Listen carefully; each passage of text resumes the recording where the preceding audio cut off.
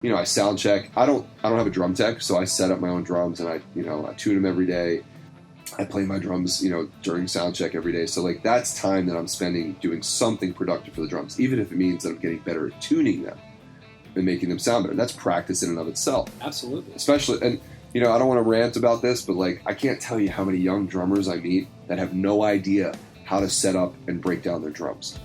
It's just unbelievable to me that they don't know how to tech for themselves. And I've had students where like our whole lesson has been, let's break down your drum set completely into nothing, lay it all on the floor, and then you have to rebuild it. Hi, I'm Chris Brewer, and you're listening to Meinl Radio. Today, our guest is Meinl Cymbals artist Matt Halpern. Matt is well known for his place in the metal band Periphery. Combining guitar heroics, technically daring drumming, and great songs, Periphery has become one of the most respected and most popular metal bands of today. In addition to his full-time job with Periphery, Matt is a seasoned clinician who challenges and educates those who come to learn not only with his drumming concepts, but also with his motivational concepts. Matt is always juggling many projects at once, and it's due to his force of nature positivity, serious work ethic, and laser-focused discipline that he has achieved so much.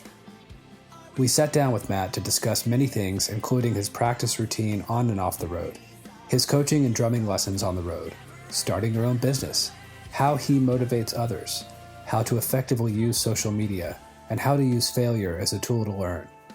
Matt is full of energy and always has great insights. We hope you enjoy the podcast. I'd like to welcome everybody to the Meinl Cymbals podcast. We've got Matt Halpern here with us today. Matt, thanks for coming in, buddy. Of course. Thanks for having me. So we've got some questions for you, and we'll hop right in. Where did you get the inspiration to be a self-starter, and what was your first step into the world of being a self-starter? I think on some level there's this problem that I have with authority. I think it was sort of built into the DNA. Like my mom is a self-starter. My dad was a self-starter. My grandfather was a self-starter. So even as a kid growing up, that's what I saw. I saw people working for themselves. From a very young age, I was taught to be somewhat self-sufficient with certain things. Like as a kid, if I wanted to make plans with my friends, instead of my mom calling someone's parent, my friend's parent saying, hey, like, can Matt come over and play? She'd be like, you call the parent, introduce yourself. Need to make a doctor's appointment, want to go to the dentist, want to do this, want to do that, you call. So when you were a kid and you had to make a doctor's, you needed a doctor's appointment, your mom said, you call? Yeah, unless I was like really sick or something, but if it was like, oh, like you need to go see the dentist, or like it's time for this or time for that, or you want a haircut or whatever appointment needed to be made for whatever reason, it was always like, you call. You figure out how to talk to people, and get the answers you need. That was it. And then I think with things like self-starting on projects or work or, even like hobbies, it gets easier the more of it that you do. I think for a lot of people, the hard part is going from, and this is so cliche to say, but whatever, is going from 0 to 1. That's the hard part, right? That is the self-start. That's like, to me, the word self-start means starting, like getting from 0 to 1. After that, you get it going, you kind of can build momentum and get working, but the hard part is getting off your ass and doing something for yourself versus letting people do it for you. And for whatever reason, that was just the thing that was never hard for me, was starting. I don't mind taking the risk. And because I have a problem with authority, I would rather rely on myself to, to fuck something up or not. To be honest, understanding what it meant to be in a band was the first real education I had in being a business owner or being an entrepreneur, because when you're in a band, that's essentially what you are, especially in the more quote-unquote modern times that we're in now. It's not like it used to be. You don't write songs and get signed, and then all of a sudden you're put out on tour and the label's supporting you, have all this money, and you're huge and you're making money and selling records and whatever. It doesn't work that way. Now, you essentially have to build your own business up, prove that you're successful, prove that you have an audience, and then if for some reason a label is interested in you, or an agent is interested in you, or a manager is interested in you, they'll find you and come to you. But it's not going to happen until you've already gone from 0 to 1, and then 1 to wherever you can get beyond there to really build value. Which then raises the whole argument, which is a whole nother rabbit hole to go down of, do you really need a label? do you really need an agent? Do you really need a manager if you can do things yourself? And I think being in bands from the time when I was 13 years old to now being 33 years old, I've learned what it really takes to do this kind of work. And it truly requires self-motivation. It requires being a part of a team of people that also are good at starting things and getting things going and taking risks, being patient. Because that's the thing with being a self-starter. You can have all this inspiration and all this motivation, and you could even get started. But things take time. Nothing's going to happen overnight. And I think that's something that I've been fortunate enough to learn through the music experience that I've had in being in bands. It's like, you want to get big in a band, you got to tour for years. It's not just like a quick run.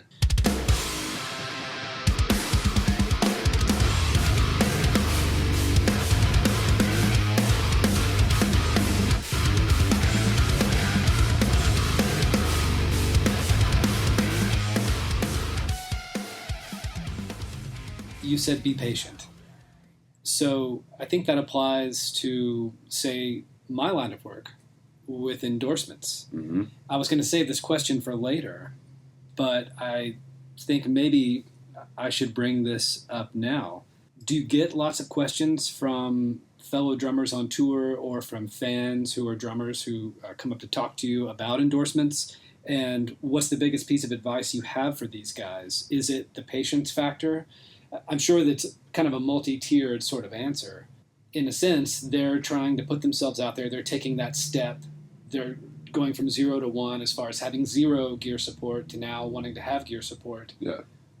How does what you just talked about tie in with my inquiry about endorsements and your advice? It's the same exact thing. To me, it's the same as a band wanting support in whatever area they want support, whether it's an agent or a label or whatever. I mean, you as an A&R probably have email after email, video after video, application after application just stacking up on your desk, right? I can't tell you, you know this, how many of those applications or videos you actually have time to sort through on a daily basis. For some reason, you do start hearing about guys and girls out there that are doing their own thing, whether it's because of social media or whether it's because there's a buzz or someone suggested it to you. Those are typically the people I think that I would imagine that you end up working with, rather than the ones that are just constantly like putting shit across your desk and saying, hey, pay attention to me, give me this, give me this, give me this. I think that what I know what I tell artists who are looking to do this is, stop wasting time filling out applications. Stop wasting time waiting for someone to get back to you. Just stop trying to like wave your hand and say, hey, pick me, pick me, pick me. Screw that. Just do it yourself. If you really, really need cymbals or drums, you can work and buy them, right? At least for now. And you can use whatever gear you have to utilize the free social media platforms that are out there to expose yourself to as many people as possible, because that's where people are going these days, right? So I say, get an iPhone, get a video camera, get some mics. If you have a computer that has GarageBand, great, you already have a DAW you can record in. Put out some good content and figure out what your own voice is, because nobody wants to see 10 more guys that are teaching the same educational videos. Nobody wants to see the same girls that are playing the same cover videos all the time. So it's this combination of doing things for yourself, not worrying about trying to get the gear, but simply just trying to like build your own audience. Underneath that, this is the most important thing. You have to figure out what it is you're doing. Like, why are you authentic? Why are you unique? Why would a company want to sign you over the hundreds of other drummers that can play the same beats and same fills as you? What is it that you have to offer? And I think the more time drummers can spend figuring out what they have to offer that is truly unique, the more that they're going to stand out organically, build their own organic audience that's then going to attract you to them. And we've seen this happen a bunch of times. I mean, we know drummers that you've brought on board because they've found their voice, they've figured out what they're good at, and they've utilized their socials to really build their own following of dedicated, loyal people that now makes for a really good mutually beneficial relationship between you, that artist, and their audience, right? And that's really how this business works now. You're at a point where you can be choosy of who you work with.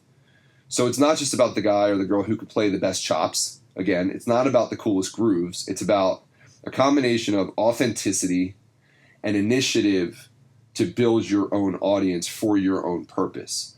So just as an aside, I do a little bit of coaching here and there, and I did a coaching session with a student of mine. His name's Cameron Carbone.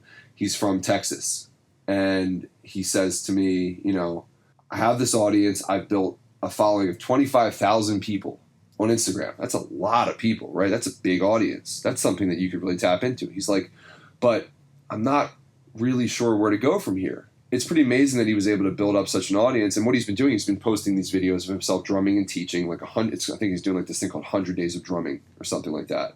Long story short, I just sort of helped him position a little bit better what his focus is. What does he have to offer? What's his personality like? What are his other skills? What are his other traits? What are the things that he's really good at? I just kind of helped him put it on paper. Like, I'm good at these 3 things. I'm going to double down on those. And I'm going to use that to really reach my audience and build it further. And it's been growing since we even had that coaching session because he's honed what he's doing a little bit more. So I don't know if that makes sense, but to me, it's like, I just say focus on your strengths.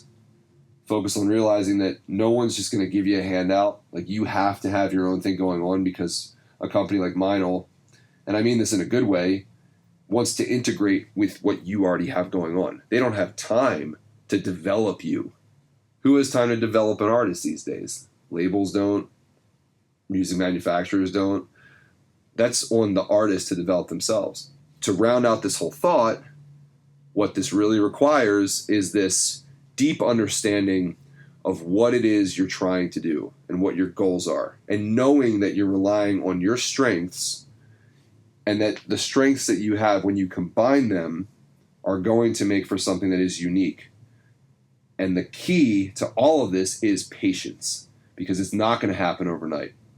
You have to slowly invest in yourself and build and build and build and be willing to kind of eat shit for a while in order to get to a point where you can sort of establish yourself and then attract companies that say, you know what you're doing is awesome. It makes sense for our brand. We would love to support you by helping you with gear.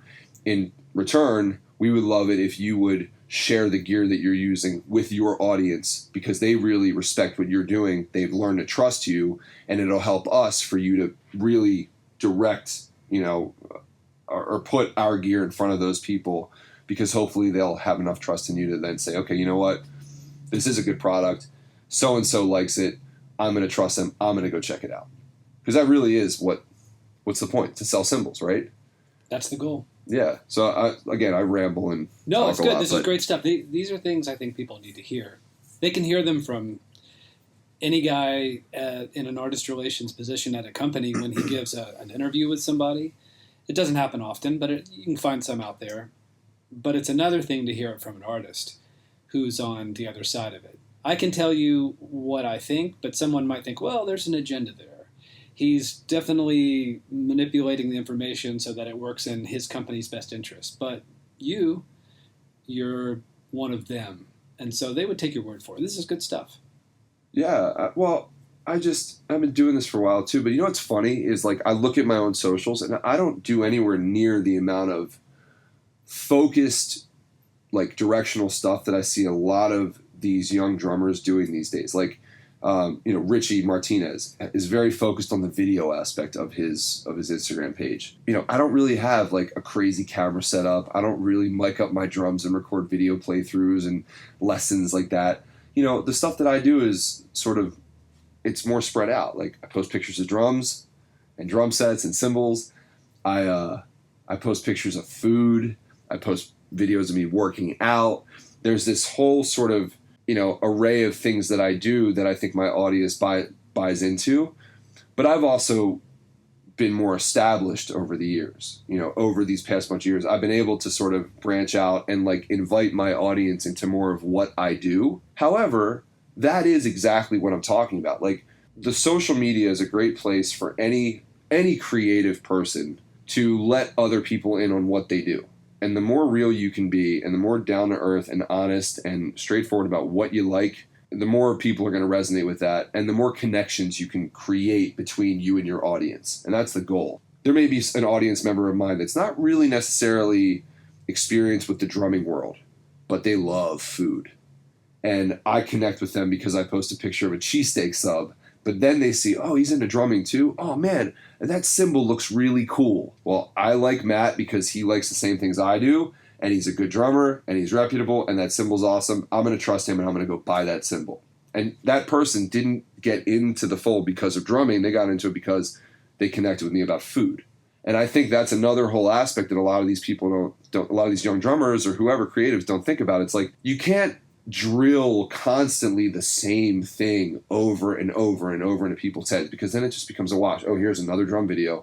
Oh, what's this one going to be? And that's where it is now. Like, when I see certain people posting their videos over and over, I just scroll by them now because it doesn't really capture my attention. But if I saw that some of these drummers had other interests too that I could relate to, I'd probably stop and be like, oh, that's awesome. And then there's a whole conversation piece. You know, there's something new to talk about. There's something new to connect on, and a new sort of accolade that I could look at and say, man, like, I'm the same way. We have a connection. That's great. But I don't know. Does that make sense? Like, makes total sense. It's got to be more than just the drumming stuff. Right. You know, or just whatever it is you're doing, whatever you're passionate about or creative about. I mean, I know, you know, even like the most focused drummers, like Matt Garska, for example, who practices an immense amount of hours a day on the drums and who is incredible. You and I both know he has other interests too, and he even shares them sometimes. But it's like, why not try to expand your horizons with those, or let me rephrase that. Expand your reach by sharing these other interests that could bring people into the fold and like put them into the funnel to connect them to what your main goal is. So hopefully that makes sense for people. Yeah, it does. I think that sometimes people just don't consider it from, they don't put on their own consumer hat and think about how they would feel looking at a feed like that. Mm-hmm. If they did, they might realize, oh, I would get pretty bored too, seeing the exact same thing over and over. Yeah, variety being the spice of life. Totally. And I mean, just, you know, I doubt that, you know, you're going to have so many obscure interests that no one's going to understand what you do. You know, you could probably find 2 or 3 things that you're most passionate about. Like me, again, fitness, food, drumming, and dogs. If you come to my socials, that's what you're going to see.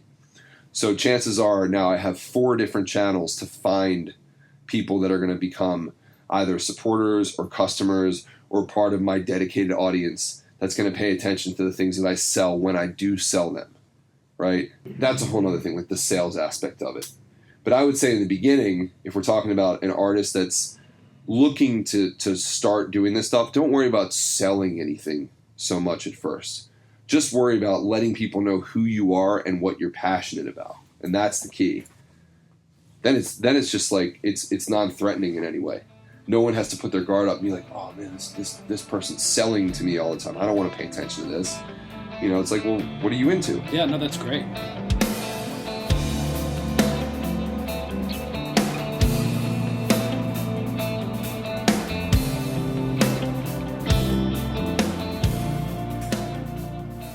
So you have your hand and a lot of proverbial pies. You're always busy. You were just saying prior to having breakfast this morning that your schedule looks a lot different than most guys on the road. You're always doing something. I really admire that about you. You're just always on the go. So I have to wonder, at this point in your career, how much time, if at all, do you have for actual practice on the drums, either on the road or at home? Or has that time shifted into advancing all the other projects that you work on? That's a great question. And it's different from the road versus home. But yes, there's always an hour at least a day that I build in for drumming of some kind. So when I'm on tour, there's a lot of drumming stuff throughout the day. Way more actually than probably at home, because I teach every day on tour. You know, I do group classes every day. So that's a good at least an hour, 15 minutes to sometimes 2 hours that I'm sitting at my pad, my stick pad and my kick pad. I'm playing parts. I'm thinking about concepts. I'm teaching. I'm answering questions. I'm keeping my my tools sharp, so to speak, and I'm sharing these ideas with other people. And I think teaching really holds you accountable and makes sure that you're always on your best game, best you can be, because your people are paying for that information, so it better be good. So on tour, I have that. I sound check. I don't have a drum tech, so I set up my own drums and I tune them every day. I play my drums, during sound check every day. So like that's time that I'm spending doing something productive for the drums, even if it means that I'm getting better at tuning them and making them sound better. That's practice in and of itself. Absolutely. Especially, and I don't want to rant about this, but like I can't tell you how many young drummers I meet that have no idea how to set up and break down their drums. It's just unbelievable to me that they don't know how to tech for themselves. And I've had students where like our whole lesson has been, let's break down your drum set completely into nothing, lay it all on the floor, and then you have to rebuild it. And it's like, it's painstaking sometimes to see how these young drummers don't know how to do it. Maybe it's because their parents do it for them or what, I don't know. Or like maybe they just watch videos on YouTube and they assume that this is how to do it, or they set their drum sets up like other people. I don't know. When I was a kid, it's like, I had to figure out how to build a drum set the way I wanted based on looking at a magazine or based on like the drums I had, and I had to figure out how to use broken gear and how to make this work and that work. Anyway, you just bothered to care, I guess, but I needed to because it wasn't as explained everywhere. I guess I don't know. To be honest, I don't know the reason why I see more and more drummers not knowing how to work with their gear. But anyway, I tech for myself, so I get a chance to do that, and then I have the show, so I'm playing every night on tour, and although I am playing the same songs every night, I'm still trying to perfect the performance every night. Sometimes that means just simply playing the perfect consistency with my hands and feet, nailing the parts. Sometimes it's about pushing myself to see if I can be improvisational and creative in parts that won't step on the other musician's toes or my vocalist, but like seeing where I can kind of take some liberties in the live setting, which is practice in and of itself as well, because, there's no better advancement than doing it in front of an audience, because you got one chance to make it or screw up.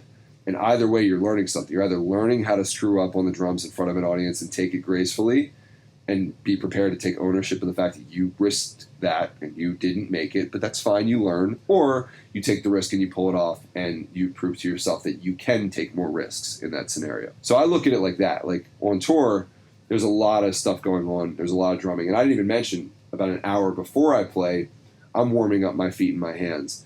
And that's a whole different kind of practice. It's very mechanical, but I'm doing like a good 30, 40 minutes of grueling double bass exercises, going from slow to fast to warm up my feet, warm up my legs, stretch out. So yeah, I get a lot of rehearsal and a lot of practice on tour. When I'm home, I try to build in about an hour a day to practice on my kit.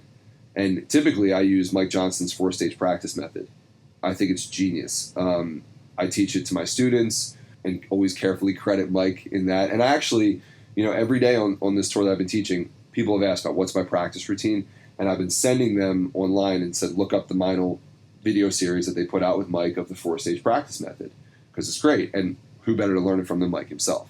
But that's what I use. I use it for learning and recording the parts for the record that we put out.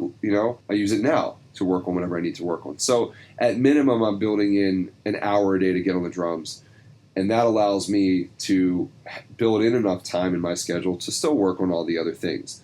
A lot of people are like, oh, you're doing so much. How do you handle it all? And to me, it doesn't seem like that much, because if you work efficiently and you have partners that are good at what they do, at their strengths, and that simply allows me to just focus on my strengths in whatever projects I'm working on. And if I'm just focused on my strengths, that's not full scale, big picture, doing everything for every company and every endeavor. I'm just working on the things that I'm really good at, and none of those things take up so much time that I can't do all of it, if that makes sense. Yeah, so let's back it up then. Let's take a look for about the last year in your life.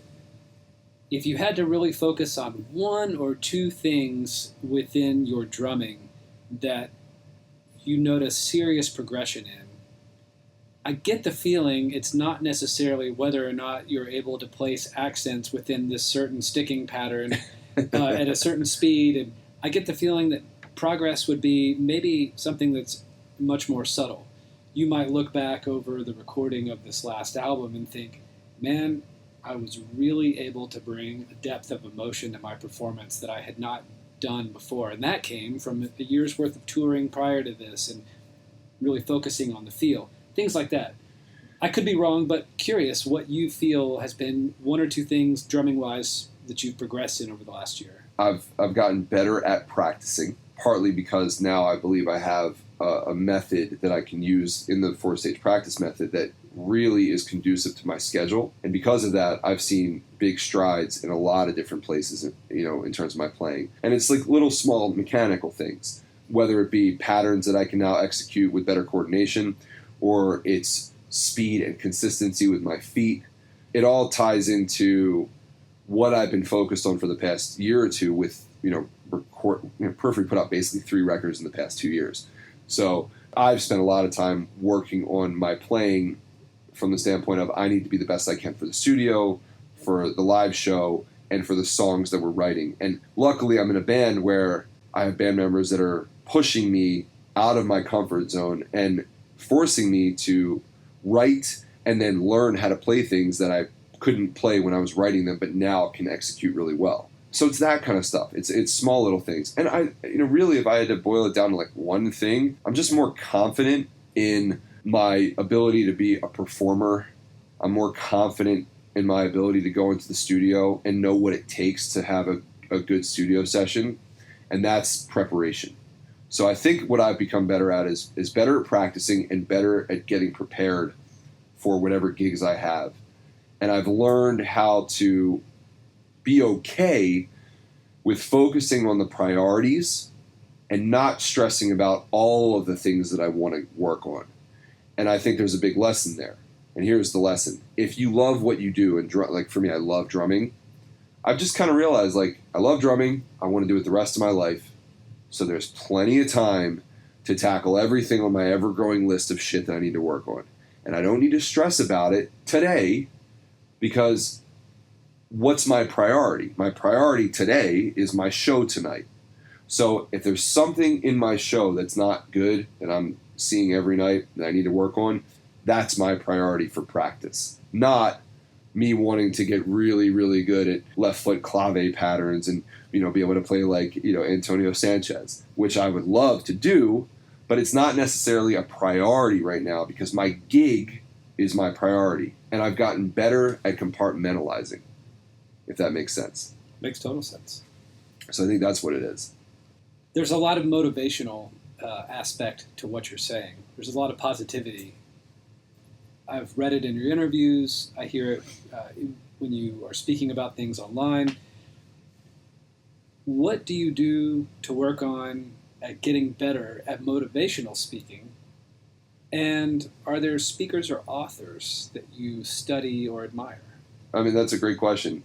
I think at some point, everybody realizes that happiness is a choice, positivity is a choice, productivity is a choice, leisure is a choice.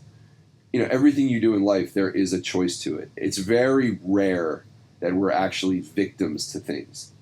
The more you can sort of come to terms with that, the easier life becomes, I think, because then there's no time wasted on blaming other people or blaming scenarios or situations. You realize I have a choice to either live my life the way I want to live, or I have the choice to live my life the way that other things and other people affect me. And I choose personally to be in control of what's going on in my life and be proactive rather than be reactive to things. And I don't know originally where that came from. I think it probably started for me when I did choose to start my first own business, and I realized that nothing was going to get done unless I chose to do the work, and I chose to put myself out there. And I made the decision to say, fuck it, I don't care what anybody thinks about me. This is what I'm doing, and I'm going to go full force. And when you start to make those they're not small decisions, but when you do make the decision of, should I post this or not? and you can answer with an honest reason why you're posting this that you feel good about, then it becomes easy to just post it, right? And I say post because that's where everyone's posting shit these days on social media. That's how we connect to the world. That's, you said, in interviews, that's on a social. In conversations you see me have, that's probably on some sort of social or some video or whatever. I mean, you have to just kind of, well, let me take a step back. I mean, for me, again, it started with like realizing that I have the choice to make my life into whatever it is I want it to be. We could talk about this all day. Yeah.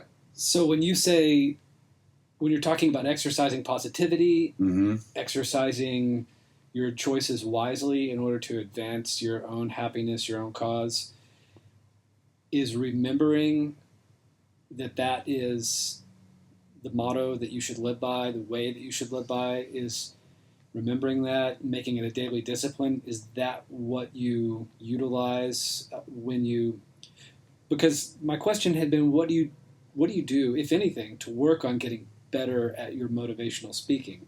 I feel like at some point, maybe there's enough people that not everybody's going to say, I've heard this before. But somebody might say, yeah, I went to go see a Common Thread clinic 2 years ago, and I heard Matt say the same things. I doubt they're going to say that. So just like somebody hears J.P. Bouvet 2 years later and says, man, he really progressed on the drums. And they hear Mike, he really progressed on the drums. Matt really progressed on the drums. One of the things you're known for is really motivating people to advance their cause.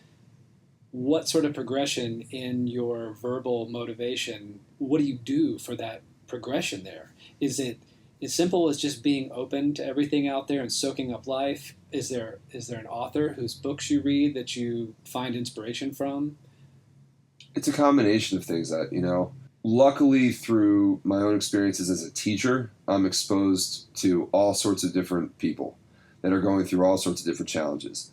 And I've always been empathetic, even as a kid, and I have a genuine care for wanting others to feel good and to succeed and to work hard. The thing is, you can't give people those feelings. They have to earn it themselves, right? They have to work on those things. So I've had to figure out ways to explain to people how they can achieve, whether it's a drum fill that's going to make them stoked that they learn how to play, or whether it's a decision they've made on a gig, whether to take this gig or that gig that's going to make them happy as a person or not. I've figured out, or I've had to sort of figure out how to listen to people, get to the crux of what's really bothering them, and help them boil it down to a simple decision. Either you do this or you don't, and what is the effect? What is the best case scenario and what is the worst case scenario? And either way, are you still going to end up with food on your plate, a roof over your head, and hopefully a bed to sleep in every night? And if you have those things, then any big decision that you think is big probably isn't as scary in some way, right? And now to get to the second part of the question is, where do I get that stuff from? Where do I study it or learn it? I have this love and hate relationship with like reading books by thought leaders, listening to podcasts, watching TED Talks. I love it. Right? I love it. I soak it all up. Most recently I read a book by Tim Ferriss called Tools of Titans, which is a fantastic book. It's basically the big points from hundreds of interviews that he's done on his podcast with incredible people who have been extremely successful in different areas of health and fitness, business and money, and then entertainment and success in that world, and just all of the life hacks that these people take advantage of. That was an amazing book. The reason why I have the love-hate relationship with it is because in my position, as you said, I am in front of a lot of people. I do have a chance to motivate others. I do have a chance to speak and be heard. What I don't want to do is find myself pulling in phrases and ideas from all of these other people that I've read about. Because, yeah, I believe it, and I believe it's authentic, but I don't want to sound like Gary Vaynerchuk, or I don't want to sound like Chase Jarvis. All these people that are incredibly inspirational to me, I have to figure out how to find my own voice there. So as much as I do love to read these books and listen to the podcasts and watch the TED Talks, I also have been trying to find my own ways of explaining these things based on the experiences that I have with people directly. So it's a combination of knowing what's out there in the world floating around where I can pull inspiration from. And there's a million. I mean, if you're looking for inspiration, you can find it in an instant in the same places you find everything else. Go on Instagram and find a motivator. Go follow Gary Vee. If people don't know who Gary Vaynerchuk is, go follow Gary Vaynerchuk even for a week and you'll be motivated. Go follow Tony Robbins, right? Or read one of his books. Go read a Seth Godin book. Listen to a podcast with Joe Rogan. I mean, there's a million things out there that can inspire you. But at the end of the day, for me, I'm trying to get away from all of those influencers out there as much as I love them. And I'm trying to figure out my own take on it. Because everybody is saying the same thing. But when it's based on your authentic experiences, then it's a story that's being told based on your story instead of someone else's.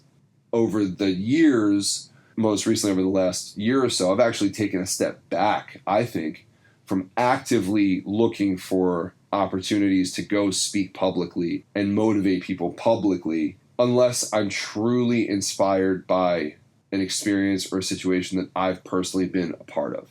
I've had a hard time with that. I was going pretty hard. We talked about this. Maybe, I don't know, whenever I was with you for the Memphis Drum Shop stuff, we talked about how I was going to go a little bit deeper into being a motivator, sharing more on my Snapchat, sharing more on my Instagram. And I just felt like I was treading the line of like sharing other people's things and not having it be based on my own stories, my own experience. So I've actually stepped back a lot from doing that. Again, unless I truly have been inspired by something I just went through and I need to share with others. That being said, the way that I live my life and the choices that I make are things that I'm seeing over and over as positives on a daily basis. When I choose to exercise every day, which is a choice, I could choose to sit on my ass and be lazy because it's comfortable, or I could get up and go do 20 minutes of work, or even 10 minutes.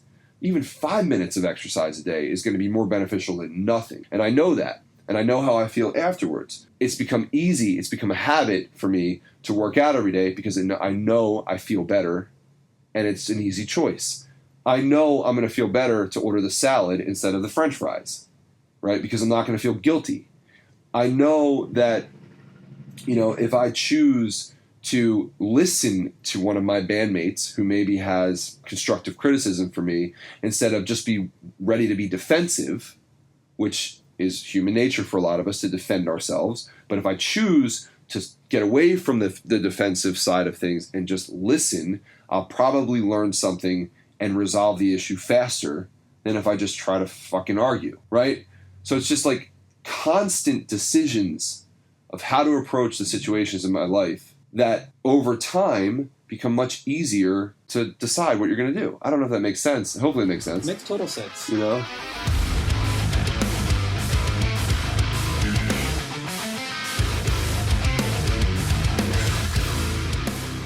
So you talked about your students, and some lessons might be about helping someone figure out how to play this one groove.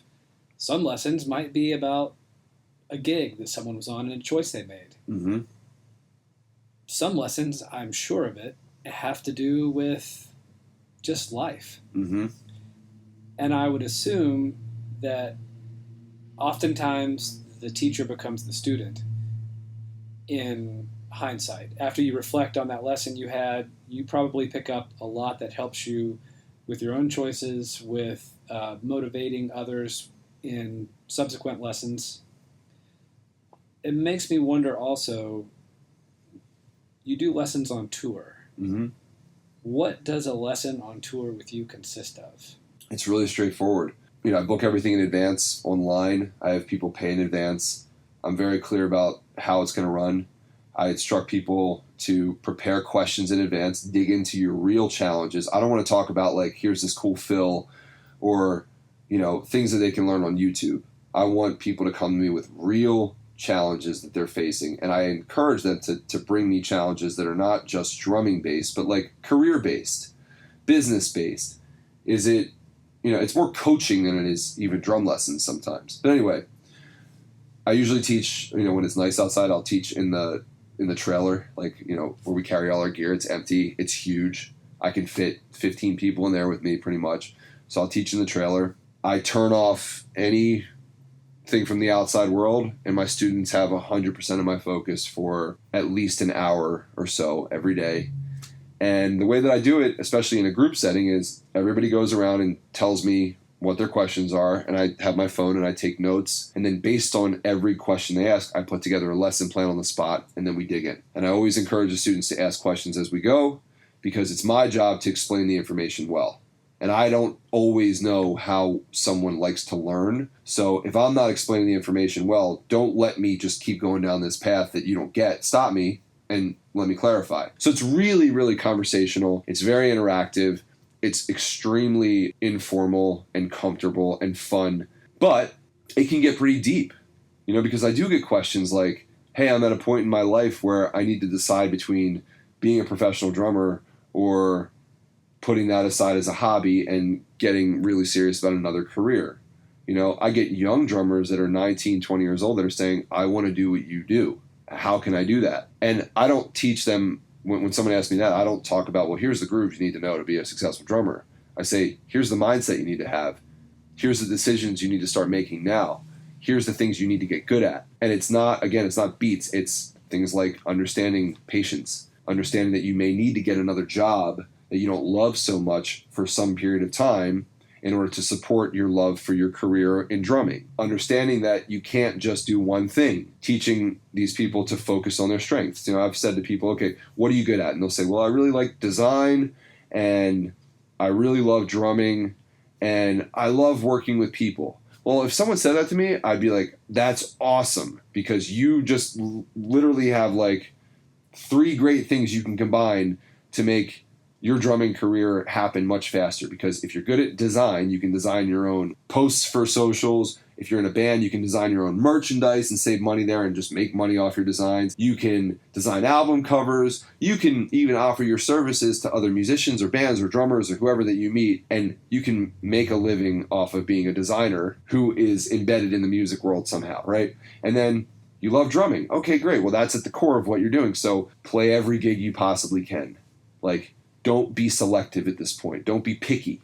Play the cover gig on Friday night with the acoustic guitar player. Play the hair band cover gig with the big drum set on Saturday night. Go in the studio and record the jingle that's 30 seconds long. Do everything you can that utilizes your drumming in a professional setting so that you can learn to be a good performer, a good team member. And that's a whole other thing, communication. Like, well, I tell everybody like how important it is to learn how to be a good communicator and a good listener. And then if they say to me, and I'm really good with people, I'm like, great, that's teaching. Even if you're not the best drummer in the world, you can still figure out how to help a beginner how to start playing drums and get good at communicating and get good at dealing with a person and learning how that can then be transformed into being a clinician maybe, or a motivational speaker, or just someone who can tour and make friends and build a network that's going to be really, really beneficial to them over time. But you see what I mean? Like, I try to get people to look at what their strengths are and then just go all out in combining them for the common goal, which is usually, in our case, drumming. But that's what a lesson's like. I mean, that's what a class is like. Yeah, we'll talk about ghost notes and rudiments and, creative methods and the 4-stage practice method and stuff like that. But for the most part, it ends up being therapy. That's what it is. Part of your answer to our first question, when we were talking about endorsements, you mentioned communication. And just now you mentioned communication. Do you find that there is a lack of knowledge in people today about how to speak to other people? You talked about, as a self-starter, it really came from the fact that your parents just put it out there. Hey, you call the doctor and make the appointment. Mm-hmm. You call the dentist. And I'm not jumping on a grumpy old person bandwagon. I'm genuinely curious. Do you find that there's an alarming amount of people who literally just gaze at their shoes all day and don't know how to talk to people? Or they're not gazing at their shoes, they're gazing at their phones.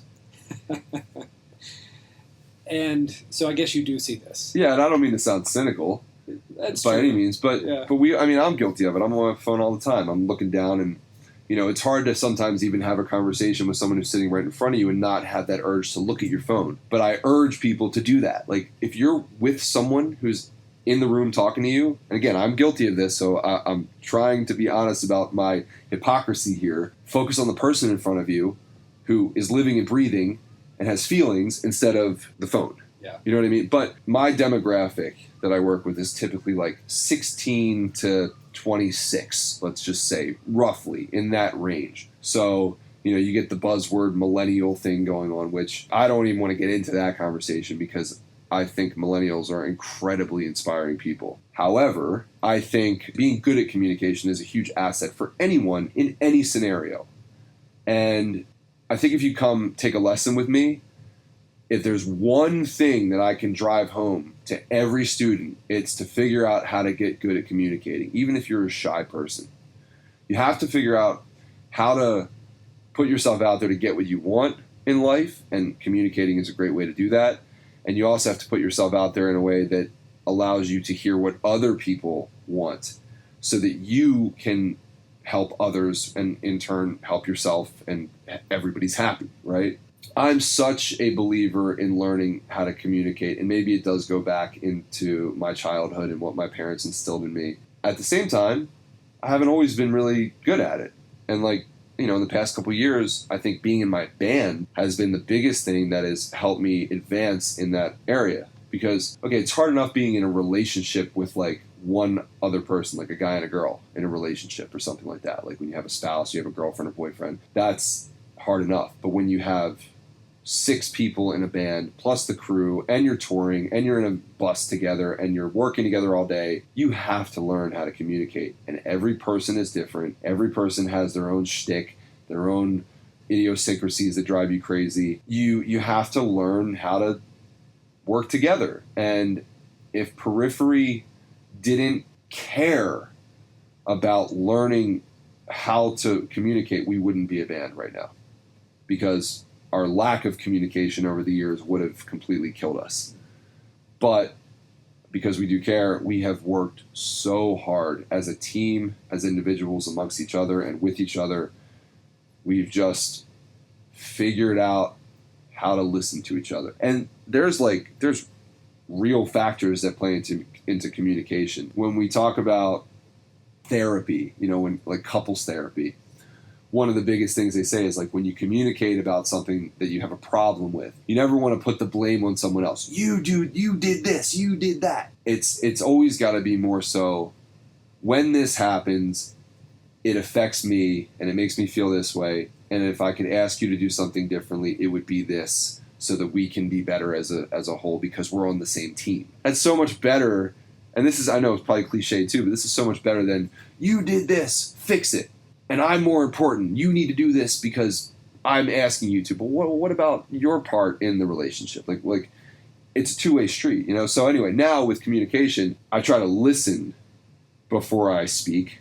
I try to understand where someone's coming from. I love being critical of myself because if I find something or if I hear something from someone else that they have a problem with me, and it's a legitimate thing that I can be honest with myself about and say, you know what, they're right. That is a chance for self-improvement, which is the best thing ever. If you can listen to those closest to you about what's wrong with you and take it from a productive standpoint, you will advance so far as just a person who is happier because you're becoming more self-aware. And that self-awareness, when you start hearing it from other people, ends up being something that you can also then critique about yourself. And it's part of that whole decision process. There's times when I want to say something in a room, but I remember that someone said to me that maybe I talk too much sometimes. And then I question that, and I'm like, okay, I'm not going to say it. And I feel better about myself. And I was like, I exercise self-control. This is awesome. I can do this. And then you get better at that, But anyway, hopefully I didn't veer off too far, but... No, veering's good. That's the thing with communication. It's it's two ways, and I think it is the key to everything. If you want to be in a band, if you want to work with companies like Meinl, if you want to have a relationship with your parents that's good, or a significant other that's good, communication is the most important thing. Look at how you and I communicate, right? There's times when we communicate strictly about business, but it's all about context. And I think that's another key to good communication, is saying to someone, hey, listen, we need to talk about X topic. Is now a good time? Can we put our heads into that mode? And realize when we go into that mode, there might be some things we're going to talk about that are maybe controversial or they're maybe hard to hear. But before we get there, let's establish that it's a good time, which is never a good time, but it's good enough, and that we're on the same team. So when we talk about this, it's not about attacking one another in any way, whatever the topic is. It's about we're on the same team. There's some things we got to figure out. Let's figure it out together for the greater good that we're both involved with, right? So when you and I talk about business stuff, it's always like, hey, can we talk about something? Okay, here it is. Let's dig in. Let's figure it out. And then at the end, even if we've expressed differing opinions, at least we know we're on the same team and it's all good. When it comes time to talk about personal stuff, we establish boundaries there. We say, look, like, this is something that I would really appreciate stays between you and me because it's a very personal thing. Let's keep it there. Let's talk about that. But there's an understanding that it's a sensitive subject or it's a very personal subject. I think establishing those kinds of boundaries and settings for a conversation with anybody is extremely important. I'm sure, you're married. Hopefully that's okay for everybody to hear. Totally. But over the years... Sorry, ladies. Yeah, sorry, ladies. But over the years, it's like I'm sure you and your wife have had plenty of disagreements, but I would imagine you've figured out a system with her to when it comes time to talk about certain things, you kind of have to sit down and establish and lay the foundation of where the conversation is going to go before you dig into it. I would imagine that's the case to some degree. Yeah, there's a general understanding. I think if everything, no matter whether or not you're speaking to your bandmate or speaking to the promoter at a show who maybe didn't do their job as well as they should have and you need some things ironed out, or it's your wife or your drum teacher, I think if you walk into any conversation knowing to practice kindness and awareness within that conversation, at least on your part, maybe the promoter is not going to be too cool. He or she will take it the wrong way. But if you uphold that end of the bargain from your side, things generally will go pretty well. Same thing with what you're asking with a marriage. It's like that with a friend or whomever. Yeah, you got to disarm people, right? In a good way, not in a deceitful way, but it's good to if I had a problem with a promoter, which recently when I was in Asia, I don't know if I told you about this, but we had a crazy issue with one of our promoters. I mean, it was just it was bad, and it was one of those situations that unfortunately on my side and on the band side was unresolvable. And we exhausted every opportunity to be nice. And it's like in the movie Roadhouse, you're nice until it's time to not be nice anymore. And it got to that point, unfortunately. So don't get me wrong. I can lose my cool just like everybody else. But before I ever get to that point, I try, as you said, to be as nice and as understanding of the other person as you possibly can. Did you just reference Patrick Swayze in a Meinl Cymbals podcast? Totally did.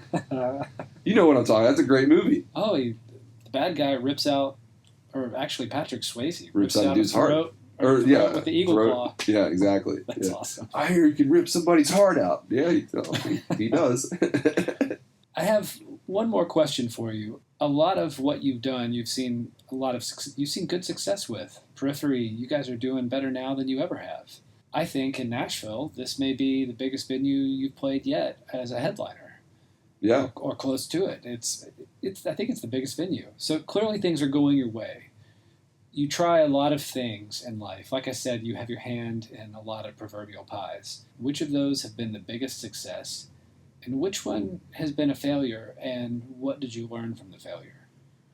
There's a lot of things that I do have my hands in. And let me just clarify one thing. All the things that I do professionally and the projects that I get involved with are truly based off of my sincere personal interests, right? I'm working on this cool fitness thing right now, and it's because I've been really inspired by my trainer, and I've been very into fitness, and it's a genuine interest of mine, and I want to share it with people that give a crap about what I'm doing. That's why I'm looking at opportunities to inspire and motivate others through fitness, right, in a way. Then there's this new podcast that I'm doing, where I'm sitting down with two of my best friends who I have conversations with multiple times a week anyway. Why don't we record the conversations, because they're always productive for the three of us, and just let other people hear it? Maybe they'll find some, nuggets of wisdom or something in there, right? Tell everybody what the podcast is called. It's called Chocolate Croissants. Okay. And the whole idea behind it is me and two of my best friends who are brothers, we would meet multiple times a week because I go to my trainer, Justin, who's one of the brothers. I go to his house every week, and his brother Jordan is there too. And we would just get in these conversations that were organic, but we'd end up talking for like 2 hours. And we all love, who doesn't love chocolate croissants? So the idea was to create a ritual where every week we sit down, we have some coffee and a couple chocolate croissants together, and we just talk about what's going on. Talk about what's happening in our lives, or what we're passionate about, or what we ran into that week. And because I'm the drummer and musician and doing the business stuff, I cover that area. My other partner, Jordan, is a licensed therapist who does music therapy through drumming and rhythm. And then the other partner is a physical trainer, fitness coach, nutritionist. So between the three of us, there's a lot of cool things that we all can relate on and talk about. Anyway, it's a genuine interest, and it's a very authentic thing that occurred. We just decided to put a microphone and share it with other people. And I think this will answer the question you asked sort of indirectly. What I've learned over the years is to do more, to invest my time into things that I'm genuinely interested in because I'm naturally drawn towards them, than things that might be good business opportunities or money-making opportunities, or, I mean, really that's what it comes down to. So anytime you failed, it's because you didn't follow your passions, and you followed what just seemed on paper, a good business move. I don't know if I've done too much of that, to be honest, because any of the projects I've had have been long game projects that don't really have a lot of upside in the front end financially. It's not that I've learned from those mistakes. I've learned from other failures, and I'll explain that in a second. But what I've more so learned about myself is that I'm way happier spending my days doing shit that I like to do. And if I can find a way to connect with an audience, whether it be eventually through a monetary business opportunity that's mutually beneficial, or simply just in sharing what I like with others, I'm happier. So that's something that I decided to do, was to sort of say either the decisions I make now are based off of a very simple yes or no. And again, I sort of got this idea from reading books and hearing this from other thought leaders, but it's very much the case of what I do. It's either fuck yes or hell no. But there's no in between. I'm either going to I do things because I'm super passionate about them and I want to share them with other people, or I'm not going to do it at all. And that's where I'm at in my life now, because I just don't want to waste my time on anything that I'm lukewarm on. I'd rather put all that energy into positive things. But in the past year, I launched Get Good Drums, which is a drum sample company with two of my bandmates and my other very good friend Dez from the band Good Tiger. And that's been an amazing, unexpected success so far. And I have to think it's because it really kind of, it focuses on all of the partners' strengths. Right? So coming from a business background and starting businesses, I kind of had the ability to get things up and running from a business standpoint. I'm also a drummer who loves hitting drums, and I'm really, quote unquote, good at hitting drums at different dynamic levels and recording good drum samples, right? Nolly, who's my partner, is an amazing producer, amazing mixer. He's a scientist when it comes to how to mic drums, record drums, use different rooms. That's his strength, right? Misha. And his last name is Get Good. Right. So Misha has been using drum sample software since, it was available for people to use to program and write music. There's no one better to have on the team to help with features and with testing and with putting together beta teams and so forth. I mean, that's he's amazing at that, and he's super smart at business too. And then Dez is great with business. He's great with technology. He's great with design. Point is, that's been really successful, I think, because everybody involved has their strength, and no one is trying to micromanage anyone else. And that's something that I learned from previous businesses, where either I was trying to micromanage other people, or there were other people on the team that were trying to micromanage, and it just created clutter and cloudiness, and it got in the way of productivity. And that was a huge lesson that I learned in my previous company, Band Happy. So Band Happy was, if you look at it on paper overall, it was a big success. We were able to get over 1,000 teachers, or I should say 1,000 artists that were professional musicians who were offering lessons and coaching to their fan bases. And for those that don't know what Band Happy was, it was basically an online platform where you as a fan could go schedule either in-person or online video chat lessons with your favorite artist on whatever instrument they would play, right? So we launched it in 2012, and I officially closed it down at the very end of 2015. And it was a great experience because I learned what it would take to really push it to that next level. And I also learned what can happen to cause something to fail. And I learned a ton. I learned the importance of focusing and hiring based on people's strengths and hiring up or bringing in partners that can do things you can't versus trying to just control every little piece of the puzzle, right? I learned, this is a huge thing. I learned that as much as I want to inspire people out there to be motivated and to teach lessons and to engage with their audience, what I don't want to do is be a babysitter. I don't want to twist people's arms and try to explain to them why it's important or why it's beneficial to offer lessons to your fan base. You work with artists all the time. A lot of artists don't want to do anything except play their instrument, and that's totally cool. But when it comes to a business that requires them to do extracurricular work, that is the key word. There's more work involved. I have the initiative to do the work, but I don't want to have to convince somebody else to do that work and then carry them through it. So one of the biggest things, going back to what I was saying before about doing things that I'm passionate about, I also want to do things that I personally can control myself.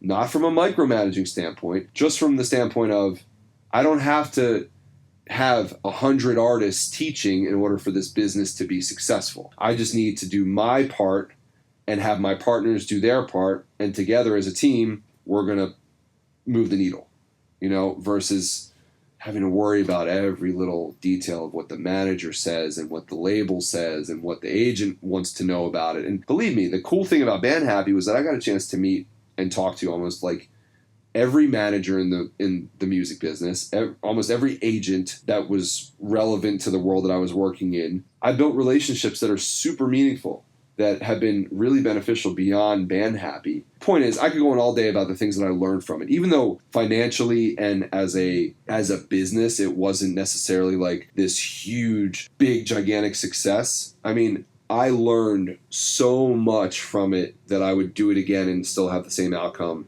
if I could learn what I learned. That's great to be able to say that.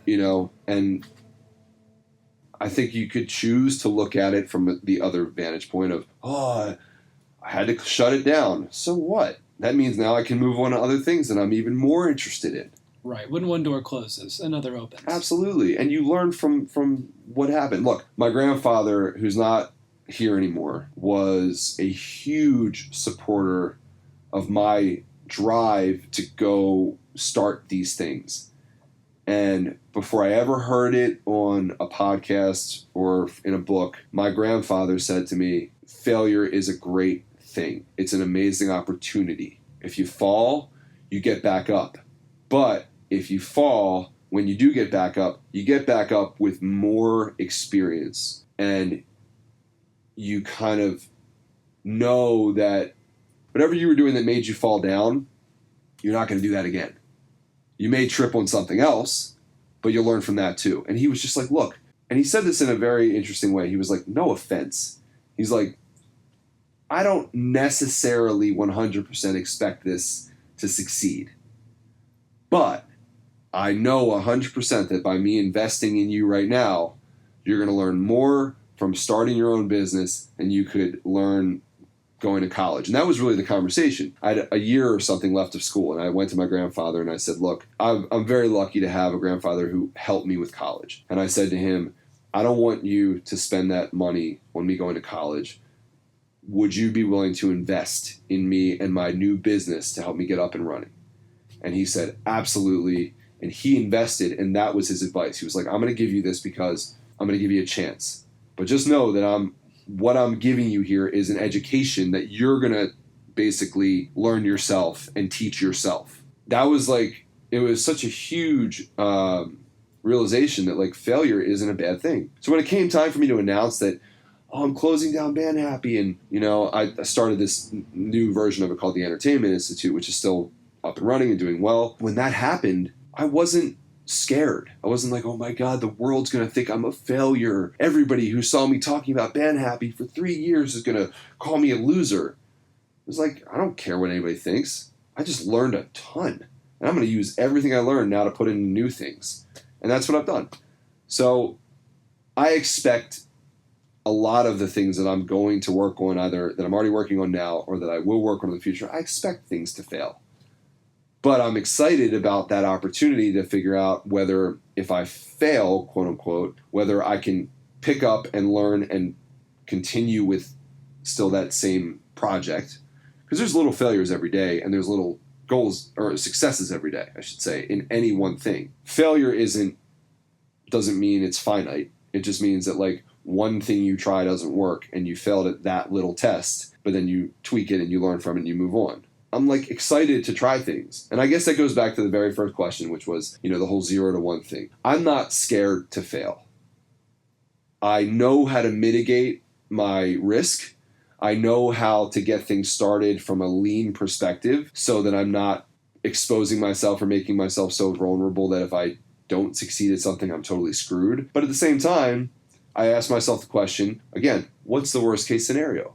I never can really find a worst case scenario that is like, you're going to die. Sounds to me like the worst case scenario would be if you didn't try.